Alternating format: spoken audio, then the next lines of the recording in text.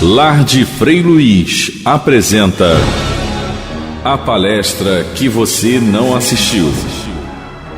Bom, meus irmãos, é chegado o momento da nossa palestra de hoje.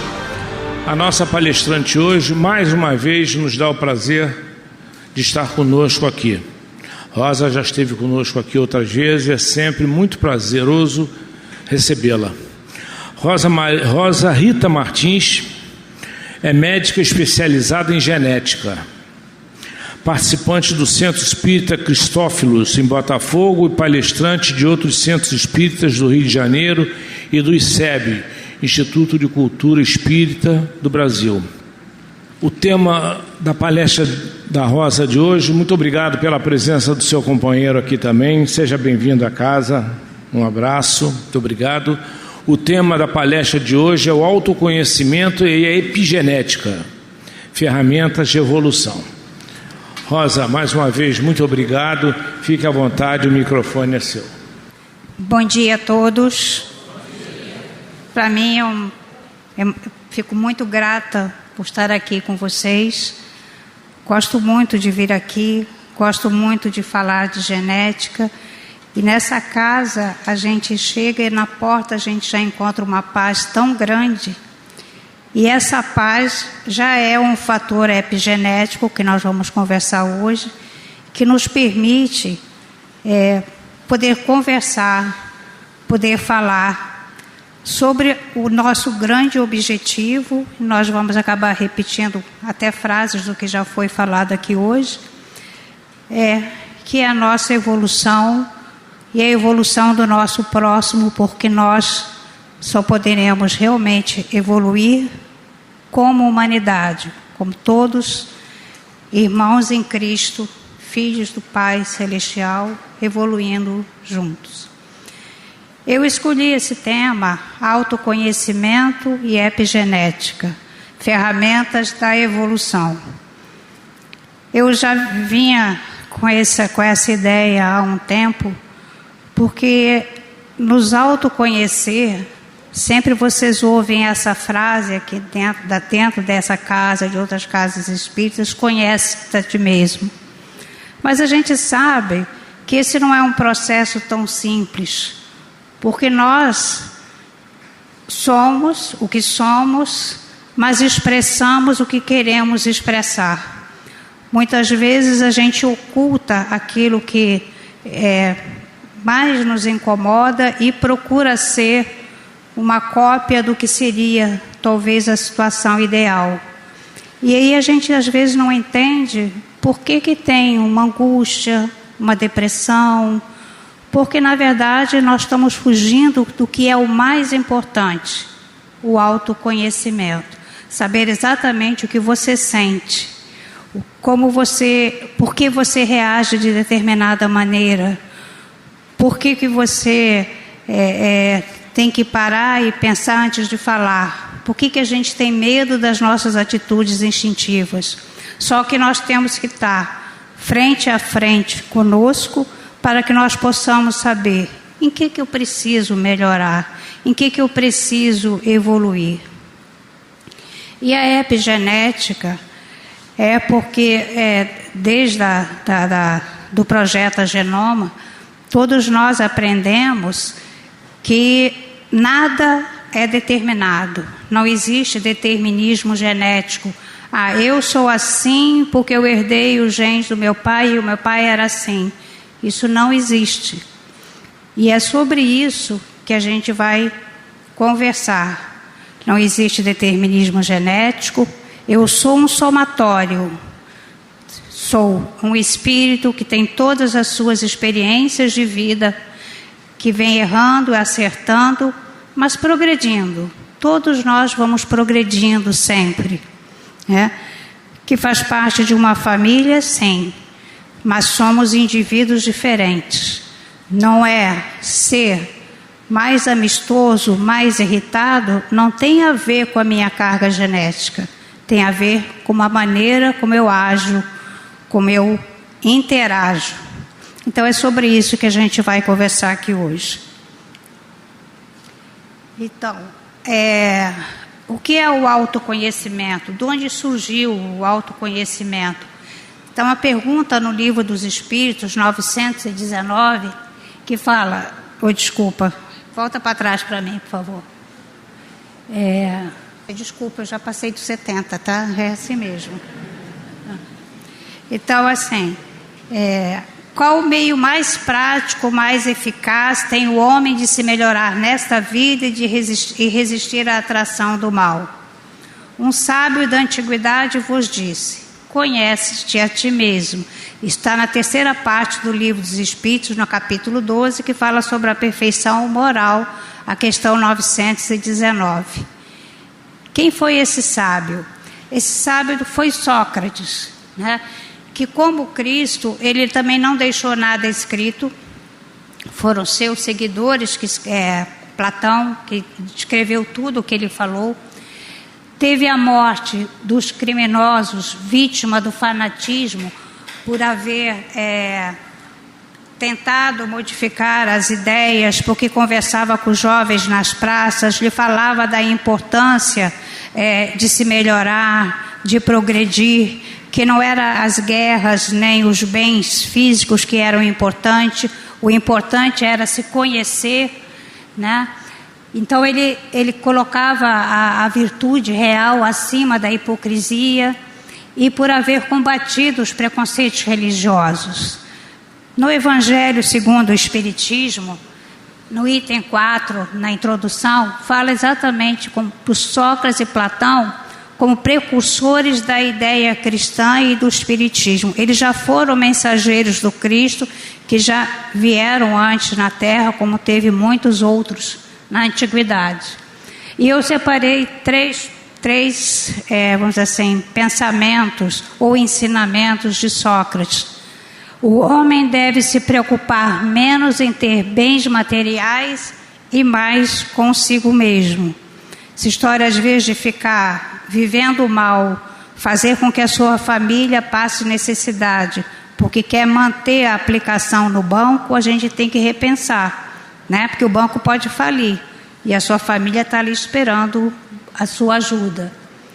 Quando a alma se liberta do corpo, leva com ela os traços evidentes de seu caráter, de suas afeições e das impressões que cada um dos atos de sua vida lhe deixou. A gente até brinca, você está com a mala pronta, né? Então, assim, o que a gente está juntando? Quantas amizades a gente está cultivando? Quantas pessoas a gente está ajudando a progredir? O que eu estou fazendo por mim mesmo e pelos nossos próximos? Porque são essas ações que nós levamos. E como a gente vai falar em saúde, aqui é uma casa que tem muitos médicos, então vocês já sabem que aqui se fala muito de saúde. Ele já falava, né? 400 anos de Cristo, ele já falava: se os médicos não obtêm resultados em parte das doenças, é porque eles tratam do corpo, sem a alma. E o todo, não estando em bom estado, é impossível que se apresente bem. Então a gente vai conversar com isso, sobre a importância da gente se conhecer como um todo. Espírito, corpo físico, perispírito. Como é importante a gente buscar esses conhecimentos. E sobre a epigenética? Bom, a gente sabe o que é genética, né? Genética é a ciência que estuda os genes, as unidades de hereditariedade, que trazem as características, né, do novo corpo que vai nascer, que influi no seu crescimento, seu desenvolvimento físico, mental, puberal, fertilidade, suscetibilidade a doenças e envelhecimento. Mas a gente, na vida prática, a gente sabe que você ter dois pais, né, ou uma família, uma genealogia materna e paterna extremamente saudáveis, não significa que às vezes o seu filho, que por necessidades próprias, muitas vezes dele mesmo, nasça com alguma doença. Então o que a gente começa a perceber? Bom, então Por que a carga genética não influencia? Influenciar? Influencia. Existem características que são fixas, como eu vou mostrar para vocês. Mas quando chegou o projeto Genoma, eles se achavam que os genes poderiam explicar tudo, seria o máximo do materialismo.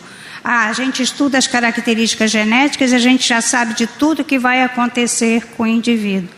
Só que isso não é verdade, né? Existem muitas coisas que você herda, mas assim, não veio nem de seu pai, nem de sua mãe, características específicas que são suas, é daquela criança que renasceu. Então, assim, se percebeu, né, desde 2000, que havia algo mais, havia algo acima da genética, que é a epigenética. Então, é uma nova ciência que vem crescendo, já se fala no epigenoma, né? Não existiu o projeto Genoma, agora existe o projeto Epigenoma. Só que o projeto Epigenoma fica muito difícil de concluir quando você só coloca a matéria, quando você só olha o lado físico do indivíduo. Então, não tem nem prazo. Não é como o projeto Genoma, que tinha 10 anos para ser encerrado.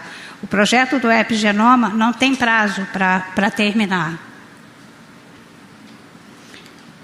Então, assim, é sobre isso, esse é o tema que eu vou desenvolver, tá? Isso que em 2000 a ciência confirmou e afirmou, e agora todo mundo aceita que a psique, o individualismo, ou para nós o espírito, ele interfere na expressão da saúde, das condições físicas. Na verdade, em 1940, quando o Consolador foi publicado, lá na questão 35 já havia uma pergunta sobre a genética. E nessa pergunta dizia: a genética está submetida às leis puramente materiais? Olha a resposta de Emmanuel, né? Porque esse livro foi ditado por Emmanuel e psicografado por Chico Xavier. As leis da genética encontram-se presididas por numerosos agentes psíquicos que a ciência da Terra está longe de formular dentro dos seus postulados.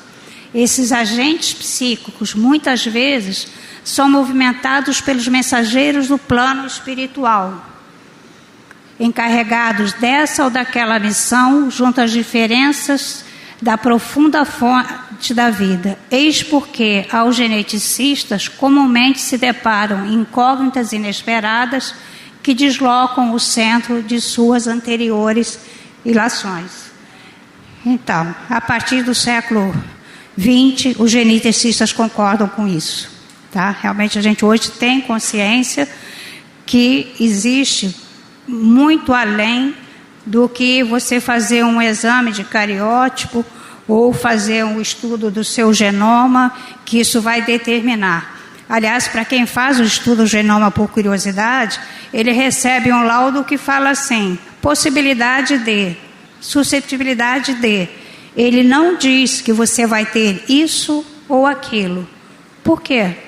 Porque os próprios geneticistas reconhecem que o meio ambiente, e quando a gente fala de meio ambiente, a gente fala do meio ambiente exterior do nosso planeta, até porque para a gente sobreviver a gente precisa cuidar do planeta, porque é preciso que a gente se conscientize que o planeta sobrevive sem a gente. A Terra não precisa da gente para viver, tanto que nós fomos o último ser vivo a se desenvolver na Terra. O homem foi o último ser vivo a se desenvolver na Terra, então não precisa de nós, tá certo?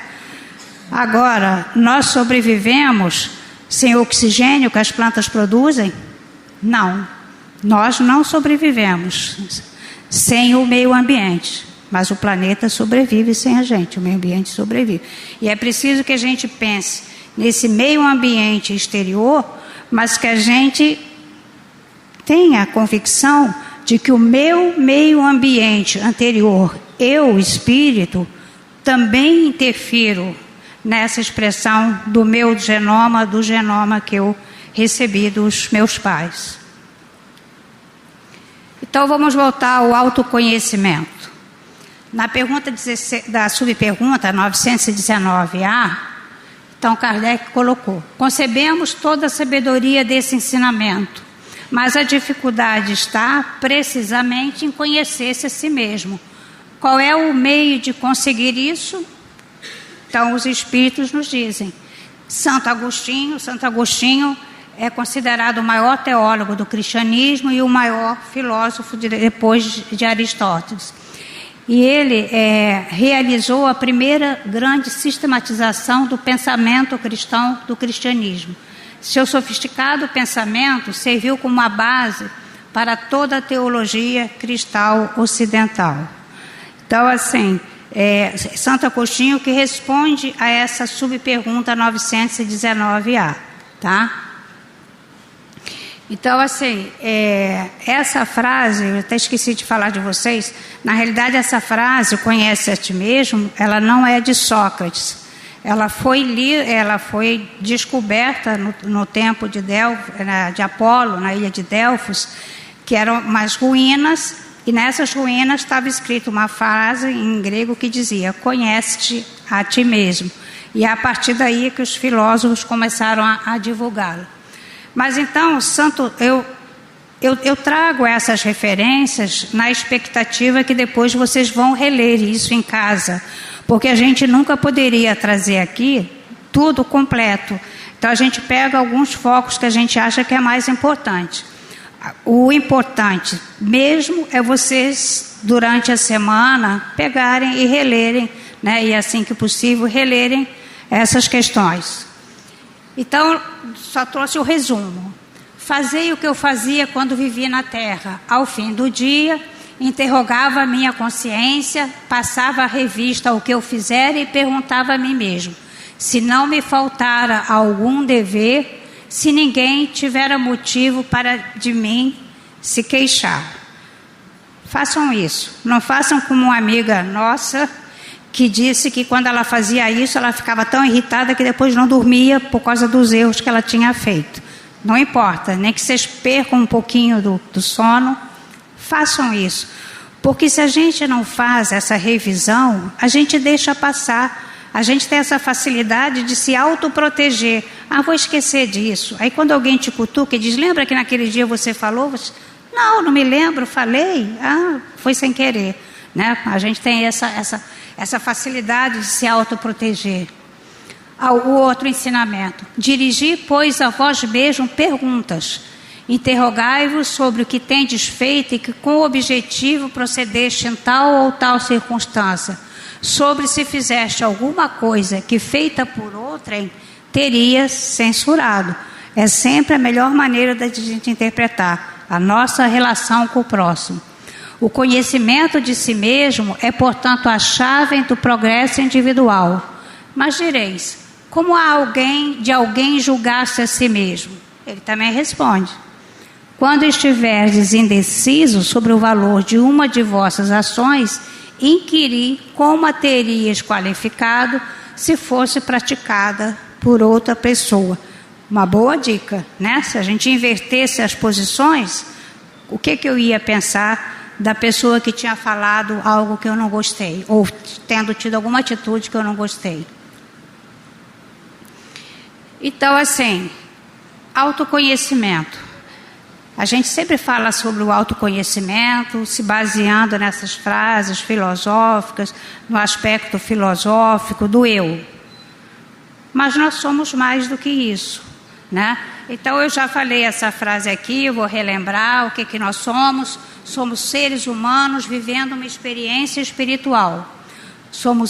Não somos seres humanos vivendo uma experiência espiritual.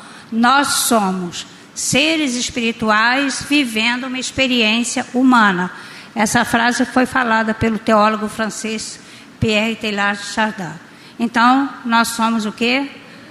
Nós somos um espírito que habita um corpo físico. Então, nós estamos falando de uma energia, porque o espírito é uma energia que habita uma matéria. Mas como elas vão interagir se elas são condições diferentes, elas são estruturas diferentes? Para que elas interajam, eu preciso de quê? De algo que possa interagir com a matéria e com o espírito. Então eu preciso de uma estrutura semimaterial que Kardec chamou do perispírito, é algo que envolvia o espírito e também se conectava ao corpo físico. Então, assim, com a ajuda dos espíritos que participaram da codificação, recebemos uma definição mais completa do que somos. Então, nós somos um espírito, uma energia, habitando um corpo físico, que para fazer essa interação entre os dois, tem o perispírito. Então, somos matéria, espírito, perispírito. E essa relação entre o espírito e o perispírito, e entre o perispírito e um corpo físico, é sempre uma ida e vinda, é uma interação constante, tá? Então o intercâmbio é constante entre o perispírito e as células físicas. Quando a gente retorna ao mundo espiritual, a gente retorna como espírito e com uma parte do perispírito que está conectada ao espírito, que é o corpo mental, que leva, é como se fosse o nosso chipzinho com todas as nossas informações, né, que está ali com todo o nosso histórico, né, com o nosso histórico físico, médico, espiritual, está tudo ali. Então nós podemos dizer, né, em obras póstumas, está escrito lá no item 10 da página 45, pode-se dizer que o corpo recebe a impressão, o perispírito a transmite, e o espírito, que é o ser sensível e inteligente, a recebe. Então tudo que eu faço comigo e com o próximo, meu perispírito registra, né? Tudo que eu me autoagrido, principalmente que seja voluntariamente, está lá registrado no perispírito. Quando o ato é de iniciativa do espírito, pode dizer-se que o espírito quer, o perispírito transmite e o corpo executa, tá? Então essa interação é um constante, tudo que eu faço fica registrado no perispírito, mas quando o espírito, né, eu como espírito, preciso tomar uma atitude, essa atitude eu vou enviar através do perispírito ao corpo físico para que ela seja executada. Isso está lá no livro dos Espíritos, no item 11 do capítulo 11. Para se ser mais exato, é preciso dizer que é o próprio espírito que modela o seu envoltório, o perispírito, e o apropria às suas novas necessidades. Então, quando nós estamos na erraticidade, são revistas todas as nossas vidas passadas, aquele registro que nós carregamos conosco, e tudo fica avaliado do que é importante da gente, vamos dizer assim, fazer na nossa próxima programação de vida. Lar de Frei Luiz está apresentando a palestra que você não assistiu.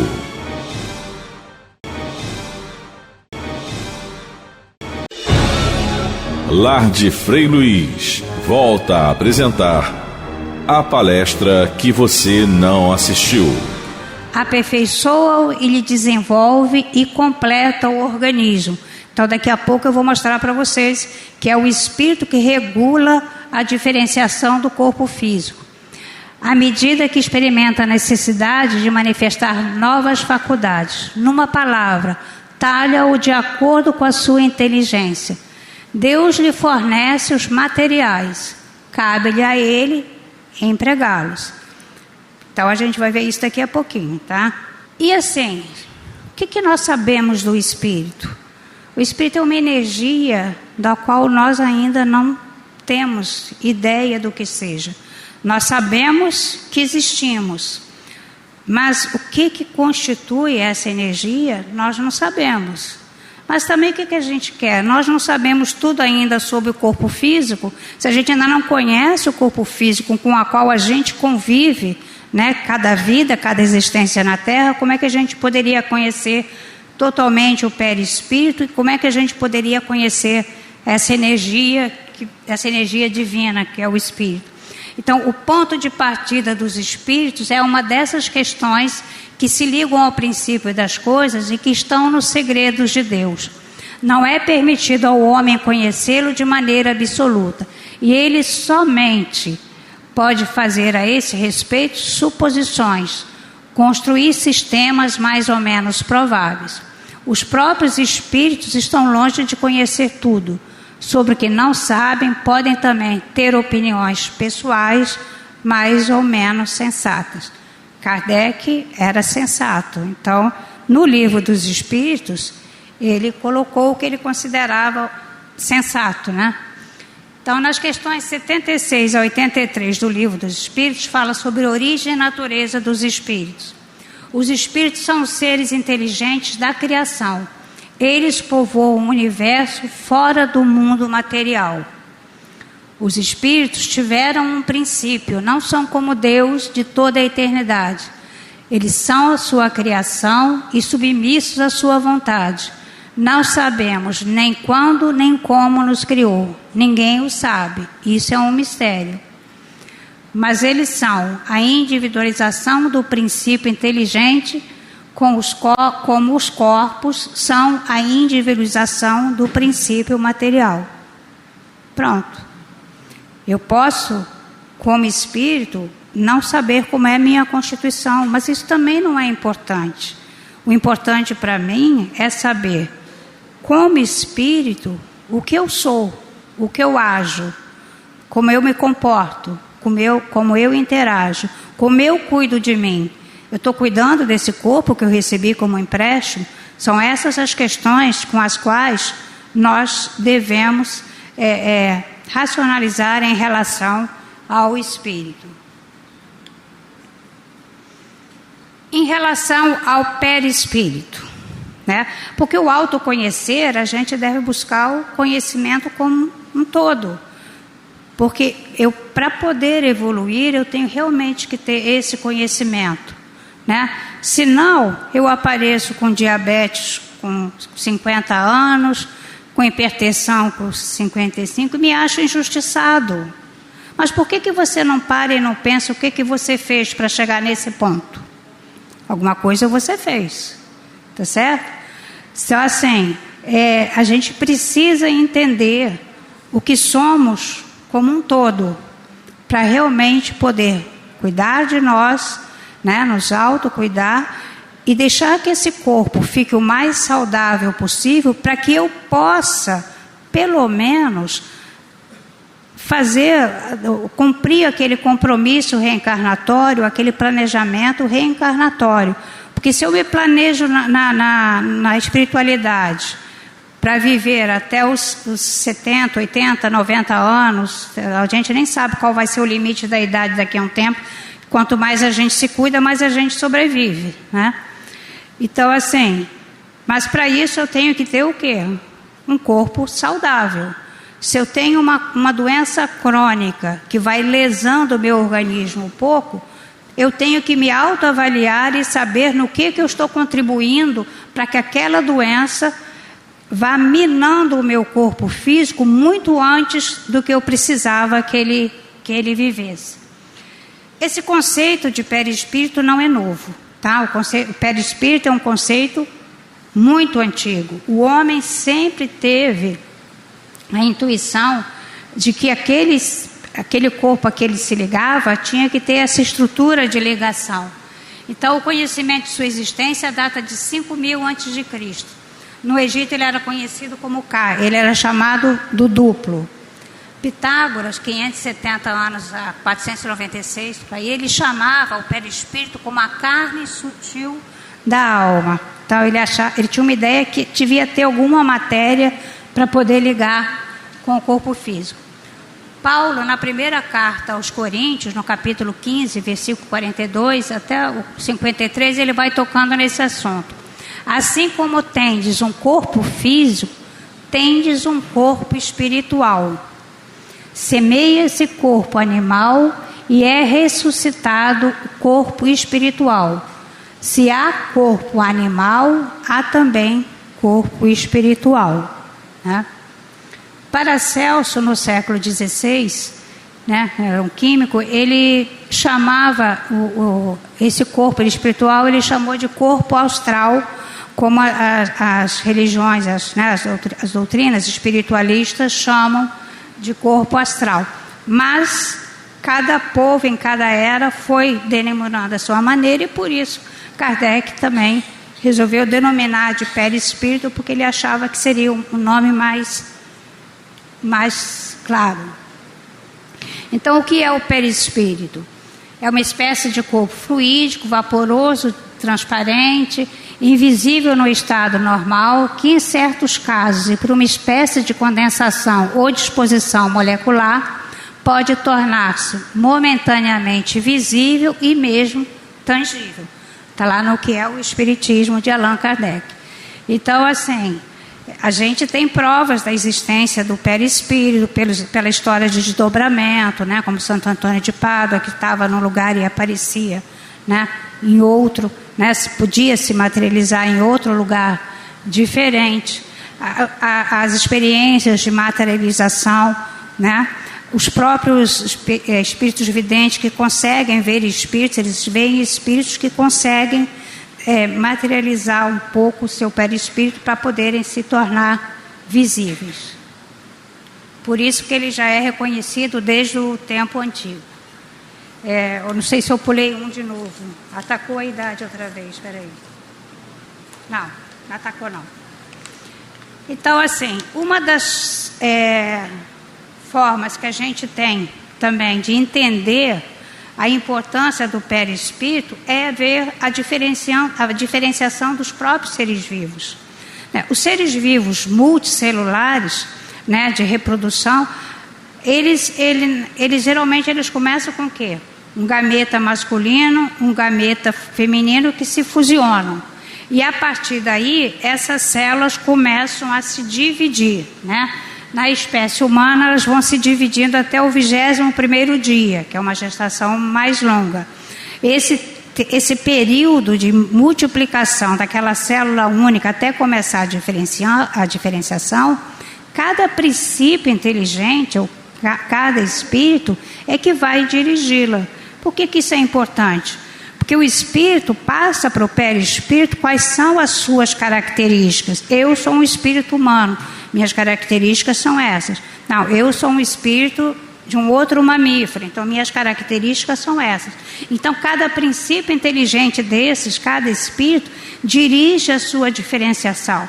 Mas se você for olhar todo o início, né? Todo início é igual a todos os seres vivos. Multiplica a célula e a partir de um determinado momento, cada espírito, através do perispírito, dirige a sua diferenciação. Na espécie humana, a partir do 21º dia, por volta da 3ª semana, a mãe ainda está fazendo o diagnóstico da gestação, a criança já tem células cardíacas e já tem células cerebrais. A partir daí ela faz todo o seu desenvolvimento morfológico. E aí a gente pensa, o DNA é o mesmo, nas células de coração, nas células do cérebro, no fígado, nos pulmões. O genoma é individual, é daquele indivíduo. Mas tem que ter uma inteligência, tem que ter um espírito dirigindo, porque você vai pegar aquelas mesmas células com a mesma origem e vai diferenciar no coração, e vai diferenciar no pulmão. Então, assim, é uma diferenciação determinada, inteligente, que deve ser feita da maneira mais correta possível para que a criança nasça normal. E é tão específica, né, que uma célula de coração não substitui uma célula de pele não substitui uma célula de pulmão, né? Seria muito fácil para os transplantes se a gente pudesse usar uma célula qualquer do organismo, um órgão qualquer, para substituir um outro tecido. Mas isso não existe. É uma especiação muito específica, desculpem a redundância, tá? Então, o espírito, através do perispírito, comanda toda a diferenciação do corpo físico. À medida que o feto se desenvolve, há a expansão do perispírito, tá? Então, assim, o feto começa a apresentar sensações de alegria, medo, apreensão, né? Ele se assusta, às vezes a mãe vai fazer ultrassom, vai mãe e avó, hoje em dia vai todo mundo, mãe, avó materna, avó paterna, todo mundo lá para o ultrassom. E o bebê nada de virar para o ultrassom. Quando o médico chega lá com o sonar, o bebê vai para o outro lado ou fica de costas. Aí ela muda, ele muda de costas de novo. Tem espírito que é inibido desde essa fase, né? Então, assim, cada um é cada um. Então, todas as etapas de diferenciação se fazem de maneira harmoniosa, específica e sincronizada por essa interação do perispírito. Em relação ao corpo físico, falamos de espírito, perispírito e corpo físico. O que sabemos do nosso corpo? Sabemos que o nosso corpo é formado por trilhões de células, né?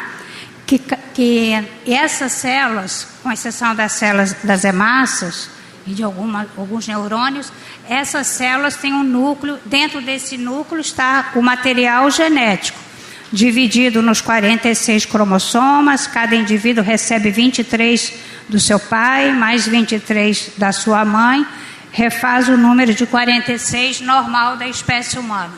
Mas se a gente pegar cada cromossoma desses e esticar, a gente vai ver uma cadeia dupla de DNA, do genoma, do material genético. Cada cadeia dupla, se a gente esticar mais, a gente vai ver que ele é constituído de bases, que a gente chama de bases nitrogenadas, mas vamos chamar de unidades, que são 4 só.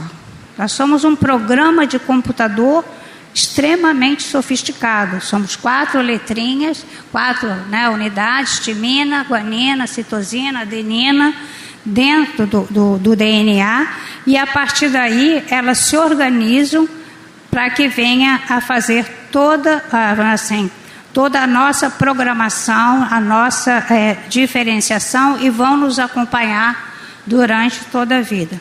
São 3 bilhões, são 3 pares de bilhões dessas letrinhas distribuídas no genoma, tá? Então são 6 bilhões no total. E dentro desse grupo enorme, um percentual pequenininho é que regula as nossas proteínas, a formação das proteínas, e essas proteínas são tudo: estruturas da célula, membranas celulares, né, receptores celulares, são que organizam e que fazem todo o nosso trabalho das nossas células. Então, cada sequenciazinha dessas letrinhas, elas são mais ou menos fixas. Por isso que a gente fala que o código genético é universal, né? Todas as espécies de seres vivos, eles sintetizam as proteínas da mesma maneira, com pequenas diferenças, com pequenas variações. Por isso que a gente fala, entre os seres humanos, o genoma é 99%, o genoma não, o código genético, né, é 99% semelhante. Mas olha nós aqui espalhados nessa sala, somos todos diferentes na aparência, em todas as suas características, tá certo? Então não é o genoma que nos dá as características, mas é o quê? É o espírito, através do perispírito, que traz quais são as características que a gente precisa para essa reencarnação. Então, o código genético universal, se você tem tudo normal, você tem uma função celular normal. Então, o projeto Genoma, iniciado em 1990 e concluído em 2003, não respondia a todas as perguntas sobre as diferenças físicas, predisposição a doenças, quadros clínicos e respostas diferentes às terapias em geral para as mesmas condições clínicas. Genoma normal não significa desenvolvimento físico e ou mental normais. Então, a doutrina espírita explica que pelos compromissos e planejamentos reencarnatórios podem ser feitas mudanças no genoma ou ação epigenética interferindo na função celular. Não vai mudar o genoma, não tem como mudar o genoma, mas vai interferir na expressão daquele genoma. E aí, eu já falei para vocês desse intercâmbio contínuo de informações entre o perispírito e as células físicas. O que fica registrado? Autoagressões ao corpo físico, cigarros, bebidas, a gente sabe quais são os efeitos colaterais dos excessos. Agressões ao próximo, agressões ao meio ambiente, porque nós somos responsáveis pelo meio ambiente. Vírus psicológicos como raiva, ódio, rancor, egoísmo, tudo isso fica registrado no perispírito. E se nós, disso que ficar registrado, o que nós precisarmos resolver na próxima reencarnação, vão ser feitas as mutações necessárias nos nossos genes espirituais. A gente pode dizer que a gente carrega uns genes espirituais que, quando a gente renasce, vão nos predispor a doenças e a mutações genéticas, tá? Então, e quem é o responsável? O pai e a mãe que deu o genoma? Não. O espírito que renasceu. Ele é o responsável pelas suas características. Então, nós sempre temos o nosso livre-arbítrio. Nossa carga genética espiritual e física pode ser modificada na decorrência de que realizamos de positivo ou negativo na vida atual. Isso é o que? É epigenética. Tá? Mudar a expressão de um genoma. Se vocês quiserem ver como todo o processo se desencadeia, em Missionários da Luz, no capítulo 12 e no capítulo 13, tem quase que um modelozinho de todas as etapas em que é feita a revisão da vida, as condições que precisam ser resolvidas, como vão ser feitas, e está tudo escrito lá, como vão ser feitas as mudanças no perispírito, para que o espírito possa renascer com as características necessárias para fazer os seus resgates e passar pelas suas provas, exercer as suas missões. Tudo está registrado lá, Missionários da Luz. Então, nós temos a genética física. Eu tenho mais quanto tempo? Está ótimo. Nós temos a nossa genética física, temos a nossa genética espiritual. Na vida, na Terra, cada ser espiritual é o editor e é o construtor principal de sua vida. Isso é o que eu queria que vocês guardassem dessa palestra de hoje.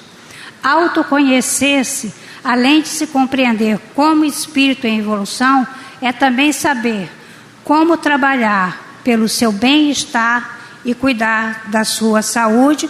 Para quê? Para que você possa exatamente fazer ou cumprir toda a sua programação. Então, assim, o que é importante a vocês? Se vocês têm pai ou mãe com diabetes, 50% de possibilidade de ficar diabético, à medida que a idade vai avançando. Não estou falando do diabetes infantil, que isso é outra condição. Estou falando do diabetes da idade adulta.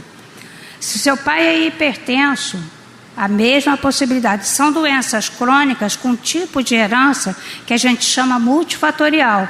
Tem uma série de fatores envolvidos que predispõem a essas condições. E nós temos que reler sempre o Espírito de Geórgios, no capítulo do Evangelho, capítulo 17, o item 11. O que ele escreveu?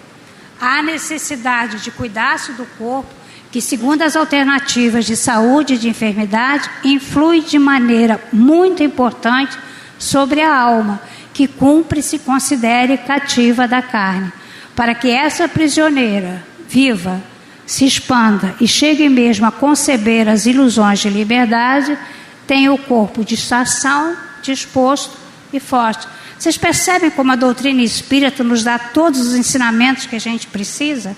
A gente só precisa lê-los, estudá-los e assimilá-los. Então, a gente tem características físicas que não mudam, né? Sexo, cor de pele, cor de olhos, síndromes genéticas, às vezes são necessárias, mas temos essas doenças que dependem dessa interação. Estatura, peso, criança que se alimenta melhor cresce mais, doenças crônicas como diabetes, hipertensão arterial, obesidade, cardiopatia, tá? Essa suscetibilidade para essas condições, ela realmente é herdada, mas a expressão delas vai depender do comportamento do portador. Quais são os fatores ambientais? Isso aqui a gente até já falou uma vez numa palestra, então eu só vou citar a poluição ambiental, exposição ao sol, erros alimentares, fumo, álcool, disruptores endócrinos que vêm através dos agrotóxicos, que interferem em todas as funções endócrinas, em quase todas. Obesidade. Gente, eu tenho uma coisa que eu tenho que confessar para vocês, tá? Obesidade, tem gente que acha que você tem o direito de fazer com o seu corpo o que você quiser. Tem, mas arca as consequências. Obesidade predispõe a diabetes, hipertensão, mas 20% das pessoas com obesidade têm predisposição a desenvolver algum tipo de câncer, né? Principalmente câncer de intestino, de mama. Então, vamos pensar que tudo que não é saudável para o organismo pode ter uma consequência. Não vamos fazer apologia à obesidade, porque, infelizmente, ela não é saudável. Tá certo? A gente pode, agora, cada um tem seu livre-arbítrio, pode agir como quiser. E envelhecimento é um processo natural. Né? Eu tive um câncer de mama ano passado e o médico, assim, muito tranquilamente, muito gentil, disse para mim: mas doutora, a senhora já passou dos 70. Quer dizer, ele quis dizer, quando a gente envelhece, a senhora está com sorte, a senhora teve esse câncer agora depois dos 70, isso aí é tranquilo, a gente opera, tira e acaba. É verdade, realmente acabou. Mas está relacionado a um processo, ou talvez a um resgate, também a gente não sabe. Ou uma prova. Estou acabando. Então, em relação ao estresse, que é uma coisa da nossa era, tá? O estresse é captado pelo espírito, né? Pelo corpo mental, né? Vai até o perispírito, através daí age no corpo físico, liberando a cortisofina, que é o ACTH, que vai estimular a suprarrenal, que vai liberar cortisol, adrenalina. Cortisol e adrenalina em excesso eleva a pressão, aumentam a glicose e diminuem a imunidade. Eu acho que se a gente lembrasse tudo isso, a gente realmente fazia aquelas 10 respirações, né, que o budismo fala. Inspira, solta devagar 10 vezes antes de se deixar levar pelo estresse, pelos efeitos que ele vai ter no organismo como um fator epigenético. Mas tenho que terminar para vocês falando o seguinte: a epigenética também pode ser para o bem, tá? Ela também é nossa função usar a epigenética nas coisas mais positivas. Então, eu trouxe 2 exemplos de como a epigenética nos ajuda a evoluir e a melhorar. Um deles foi em 2001, esses autores fizeram um estudo bem amplo, né, em que eles reuniram estudos sobre o benefício de trabalho voluntário. Então, sobre o poder curativo de fazer o bem, benefícios espirituais e físicos. Então, eles observaram que os que faziam o bem tinham um aumento da sensação de bem-estar após ações filantrópicas e, consequentemente, apresentavam uma redução em seus níveis de estresse e maior equilíbrio emocional. Após iniciar esses trabalhos, né, as pessoas que trabalhavam fazendo o bem, né, eles observaram que tinham melhoras de problemas da insônia, úlceras, dores de cabeça, dores nas costas, depressão, gripes, resfriados. Então, assim, melhorava a imunidade. Então, fazer o bem faz a pessoa se sentir bem espiritualmente e ainda contribui para melhorar a sua saúde física, mental e emocional. Fazer o bem faz bem ao próximo e a si mesmo. Falei muito sobre patologia, mas a gente tem que ver o que também nos faz bem. E a minha última coisa, o último slide é uma homenagem. Nós estamos em março, dia 21 de março foi o Dia Internacional da Síndrome de Down, e a Síndrome de Down é um exemplo de um fator epigenético, porque até a década de 70 essas crianças eram isoladas e internadas e a evolução delas era muito triste. A partir da década de 70, elas começaram a ser integradas à sociedade, né? Hoje existe a lei da inclusão social, e o que a gente observa é que à medida que eles foram aceitos e bem recebidos e amados por todos, eles responderam, né, como se sentissem assim, agora nós estamos aceitos, então vamos lá, vamos progredir também, né? Então, assim, não houve mudança, continua sendo a dose tripla do cromossoma 21 na etiologia genética, mas uma grande evolução no comportamento da sociedade. Foi a sociedade que mudou, né, perante a síndrome. E aí eles responderam, melhora de aprendizado, integração social, quando passaram a ser bem aceitos no núcleo familiar e na vida social, e hoje estão aí disputando, fazendo esportes, disputando Olimpíadas e inseridos no mercado de trabalho. Então, parabéns aos que têm filhos com síndrome de Down, que têm essa grande oportunidade de nos mostrar o exemplo de que nós também podemos usar a epigenética para fatores positivos e saudáveis. Muito obrigada pela atenção de vocês. Lar de Frei Luiz apresentou a palestra que você não assistiu.